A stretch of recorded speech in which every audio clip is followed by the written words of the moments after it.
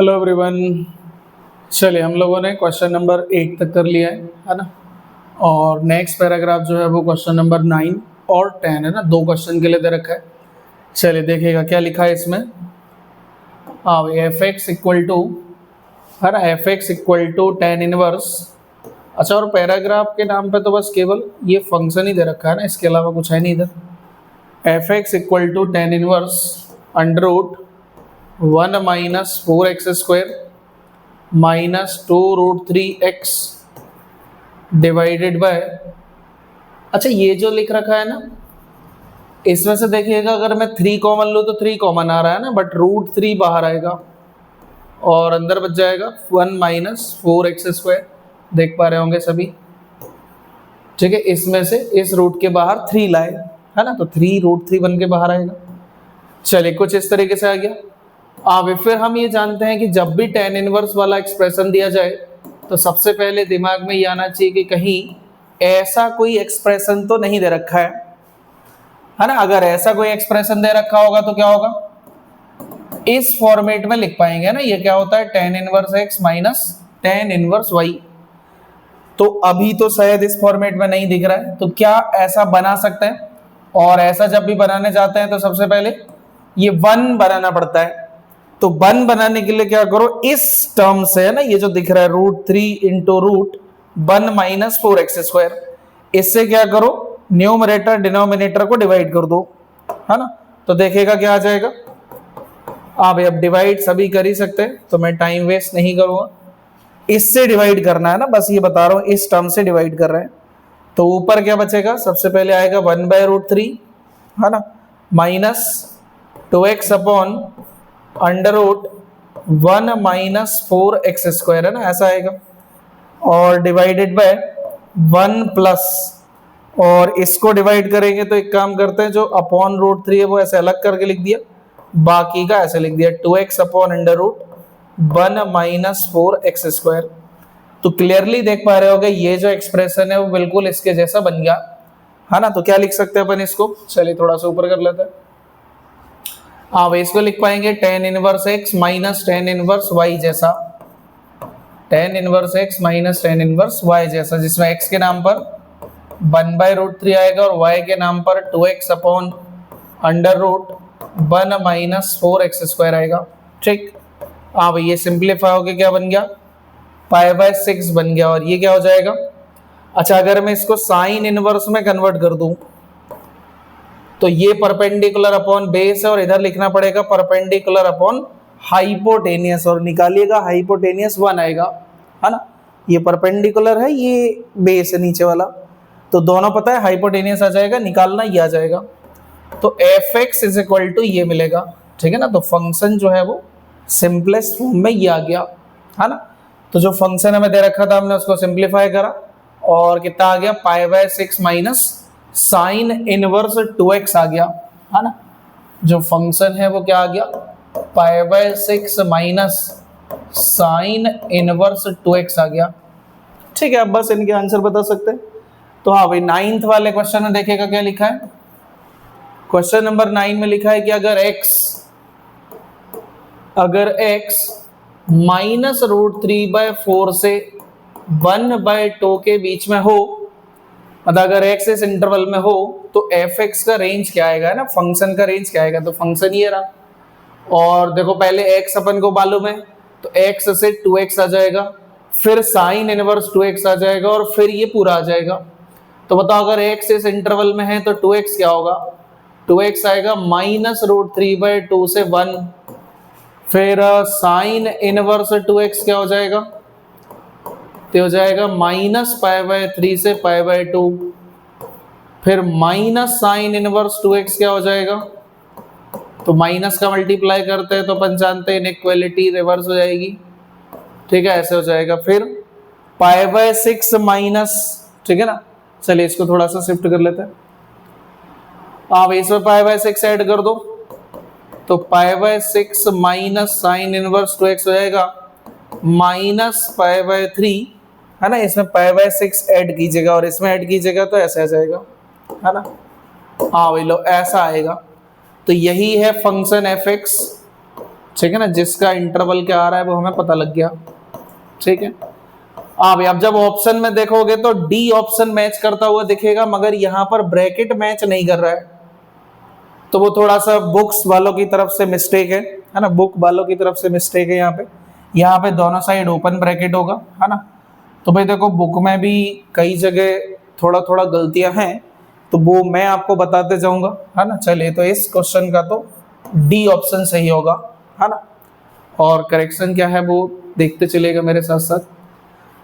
अब 9th वाले question का ही आंसर आ गया। हाँ, 10th वाले में इनका वैल्यू बताना है ना, फंक्शन मालूम चल गया है तो इनका वैल्यू भी पता लग जाएगा। चलिए, तो नेक्स्ट पेज पे ले लेते हैं इसको।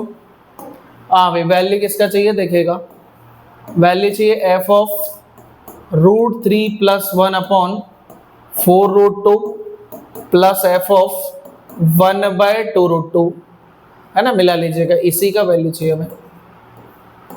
हाँ भाई, तो फंक्शन क्या है अपने पास, फंक्शन है π/6 माइनस साइन इनवर्स 2x। ठीक है ना, फंक्शन ये दे रखा है। हाँ भाई, तो बस रखते जाओ, x की जगह पहले ये रख दो, फिर ये रख दो। तो चलो इसके लिए निकालते पहले, तो ये आएगा π/6 माइनस साइन इनवर्स, और x की जगह रखेंगे तो 2x, मतलब इसका डबल, √3 + 1 अपॉन 2√2 होगा। फिर ऐसे अगले वाले के लिए π/6 माइनस साइन इनवर्स 2x, और अगर ये x है तो 2x होगा 1/√2। चलिए, अब ये सॉल्व करना सभी जानते हैं, मैं थोड़ी देर के लिए डिग्री में लिख रहा हूँ। इधर भी ये 30 डिग्री होगा, और इसका वैल्यू मालूम है 45 डिग्री आएगा, -45 डिग्री। हाँ भाई, ये मालूम है किसी को, √3 + 1 अपॉन 2√2 कौन से एंगल पर आता है साइन में, 75 डिग्री पर आता है ना। तो सॉल्व कर लीजिएगा, ये बनेगा -60, और -60 को रेडियन में -π/3 भी लिख सकता है। चलिए, तो इसका आंसर क्या होगा, -π/3, है ना, इसका थर्ड ऑप्शन सही होगा। क्लियर है ना, इसका थर्ड ऑप्शन सही आएगा। तो कुछ नहीं था इस क्वेश्चन में, केवल और केवल ये था भाई, है ना, कि इस फंक्शन को आप सिंप्लीफाई कर पाते हैं या नहीं। अगर सिंप्लीफाई कर पाते हैं तो बड़ी आसानी से। हाँ, एक चीज ये भी थी कि अगर x तुम्हें मालूम है तो ये निकालते आना चाहिए। कुछ लोगों को दिक्कत हो जाती है, भाई इसमें दिख रहा है कि केवल वेरिएबल टर्म एक ही है, तो बस रेंज निकालना उसी से स्टार्ट कर सकते हैं। और इस वाले में क्या थोड़ा सा मालूम होना चाहिए था, हमें ये मालूम होना चाहिए था ना कि इसका वैल्यू कौन से एंगल पर आता है। तो आई होप ये सब जो 11th क्लास में वैल्यूज याद करवाई जाती हैं वो आप लोगों को याद होंगी, है ना, तभी ये क्वेश्चंस आप लोग थोड़ा आसानी से सॉल्व कर पाएंगे। चलिए, नेक्स्ट ये वाला क्वेश्चन करेंगे, है ना। हाँ भाई, रीड करेंगे सभी जरा इसको पहले, फिर देखते हैं कैसे होगा।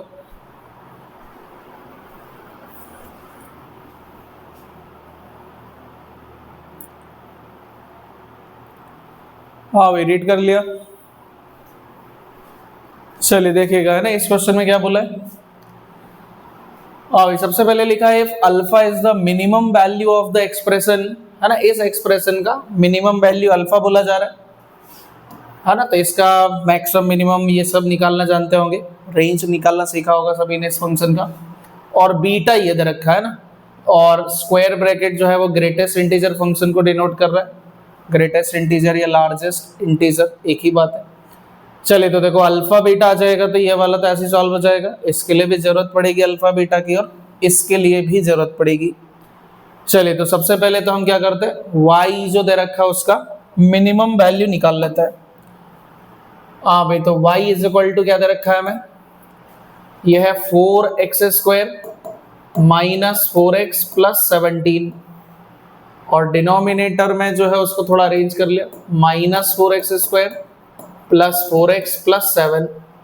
अब देखो, इसका रेंज निकालना सभी जानते होंगे, कई तरीके होते हैं, और चूंकि वेरिएबल टर्म्स जो है वो लगभग एक जैसे लग रहे हैं, तो मैं इसको सिंप्लीफाई कर लेता हूँ, या यूं कह लो मैंने डिवाइड कर दिया ना, ऊपर वाले को नीचे वाले से डिवाइड कर दिया।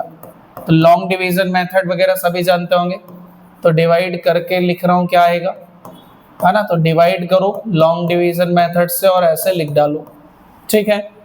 y को सिंप्लीफाई करा, ये आ गया। अच्छा, फिर नीचे वाले को क्या कर सकते हैं, इधर 24 के अपॉन में जो लिखा है वो एक क्वाड्रेटिक एक्सप्रेशन है, इसको परफेक्ट स्क्वायर में कन्वर्ट कर लो। तो ये सब भी सभी ने सीखा होगा। तो परफेक्ट स्क्वायर में कन्वर्ट करने के बाद कुछ इस तरीके से आ जाएगा, है ना। I hope completing the whole square method एक क्वाड्रेटिक में सिखाई जाती है, वो सभी को आती होगी। एंड ये ऐसे आ जाएगा, ठीक है। नाउ अब हमें पता करना है कि ये जो y है ये मिनिमम कब होगा और कितना होगा। हमें मिनिमम वैल्यू ही चाहिए, वही अल्फा है। तो जरा सोचो ये मिनिमम कब होगा, जब ये वाला एक्सप्रेशन मिनिमम हो, और ये एक फ्रैक्शन है, ये मिनिमम तभी होगा जब डिनोमिनेटर मैक्सिमम हो, और डिनोमिनेटर मैक्सिमम तभी होगा जब ये सब्ट्रैक्ट किया जाने वाला क्वांटिटी मिनिमम हो, और जो होल स्क्वायर है वो तो ग्रेटर देन इक्वल टू 0 ही हो सकता है। तो भाई y मिनिमम अगर चाहिए तो हमें पता लगा कि ये जो होल स्क्वायर दिख रहा है ये मिनिमम होना चाहिए, और ये मिनिमम कितना हो सकता है, 0 हो सकता है। तो जो y मिनिमम आएगा वो कितना आ जाएगा, 2 आ जाएगा। सॉल्व कर लीजिएगा। और y मिनिमम जो है उसी को अल्फा बोलना है, तो हेंस मैंने अल्फा ही लिख दिया सीधा। चलिए तो अल्फा 2 आ गया, है ना, अल्फा का वैल्यू 2 आ जाएगा। चलिए इसी तरीके से बीटा सॉल्व करते हैं ना, और बीटा तो एक वैल्यू है जो निकालना है। आप देख लो जरा, 2 3 4 6 7 8 है ना, और नीचे है 5। देखिएगा जरा बीटा क्या दे रखा है हमें, बीटा जो दे रखा है वो दे रखा है कुछ ऐसा, ग्रेटेस्ट इंटीजर ऑफ 1002 3 4 6 7 और 8, एंड डिनोमिनेटर में लिखा है 1/6 इंटू 1005 होल पावर 6।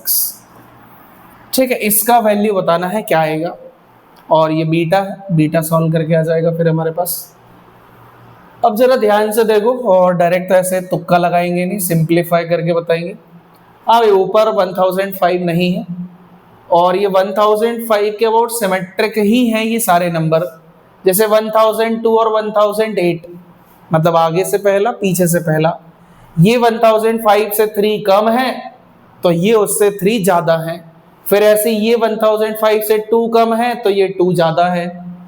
तो ये जो सिमेट्रिक टर्म्स हैं 1005 के अराउंड, उनको अपन एक साथ क्लब कर लेता है, और 1002 को मैं ऐसे लिखूंगा 1005 माइनस 3, और 1008 को लिखूंगा 1005 प्लस 3। और जब इनका मल्टीप्लाई करेंगे, क्योंकि ये और ये दोनों मल्टीप्लाई में ही आएंगे, भाई सबसे पहले मैंने क्या करा, इसे और इसे ले लिया, है ना, और जब मल्टीप्लाई करके लिखूंगा तो ये कुछ ऐसे आ जाएगा 1005 का स्क्वायर माइनस 3 का स्क्वायर। इन दोनों का मल्टीप्लाई करेंगे ना तो a minus B A plus B जैसा बन जाएगा। ऐसे ही क्या करना, ये ले लो, है ना, ये टिक मार्क जिस पे कर रखे हैं, ये 2 कम है ये 2 ज्यादा है, तो ये आ जाएगा 1005 का स्क्वायर माइनस 2 का स्क्वायर। ऐसे ही 1004 और 1006 को लेके सॉल्व करिएगा तो कुछ ऐसा आएगा, है ना। आई होप ये क्लियर होगा कैसे आया। अब और डिनोमिनेटर में 1005 की पावर 6 है, तो 1005 का स्क्वायर इसको दे दिया, ऐसे ही एक स्क्वायर इसको दे दिया, और एक स्क्वायर इसको दे दिया ना 1005 का स्क्वायर। तो जो पावर 6 है वो कुछ इस तरीके से डिस्ट्रीब्यूट हो जाएगी। हाँ भाई, और अपॉन में जो 1/6 है ना, वो ऊपर ऐसे 6 बन जाएगा, जो नीचे 1/6 है वो ऐसे ऊपर आके 6 बन जाएगा ना। चलिए फिर इसके बाद क्या आ जाएगा इधर, हाँ ये अलग अलग कर दो, है ना, ये अलग अलग कर दो। तो ये 1 माइनस 3 स्क्वायर अपॉन 1005 का स्क्वायर, फिर इधर 1 माइनस 2 स्क्वायर अपॉन 1005 का स्क्वायर, फिर 1 माइनस 1 अपॉन 1005 का स्क्वायर। ठीक है, ये कुछ ऐसे आ जाएगा। अच्छा, अब जब इनको सॉल्व करेंगे तो ये शायद सभी को दिख रहा होगा, ये लगभग 0.9 समथिंग आएगा। ऐसे ही ये निकाल लीजिएगा 0.9 समथिंग आएगा, एंड ये भी 0.9 समथिंग आएगा। और जब इन सब का मल्टीप्लाई कर लोगे तो जो वैल्यू आएगा वो 5.9 समथिंग आ जाएगा। उम्मीद है इतना मल्टीप्लाई अपन थोड़ा डायरेक्ट देख पा रहे होंगे। एंड जैसे ही तुमसे अब इसका ग्रेटेस्ट इंटीजर पूछा जाएगा तो उसका वैल्यू क्लियरली सभी को दिख जाएगा, कितना होगा, 5 होगा ना, 5 होगा। चलिए, तो अल्फा का वैल्यू 2 आ गया, बीटा का वैल्यू 5 आ गया। तो 11th क्वेश्चन में इनका सम पूछा है, अल्फा प्लस बीटा जो कि क्या आएगा, 7 आ जाएगा ना। अल्फा प्लस बीटा क्या आ जाएगा, 7 आ जाएगा। ठीक, चलिए अब 12th वाले में सोचो जरा कैसे होगा।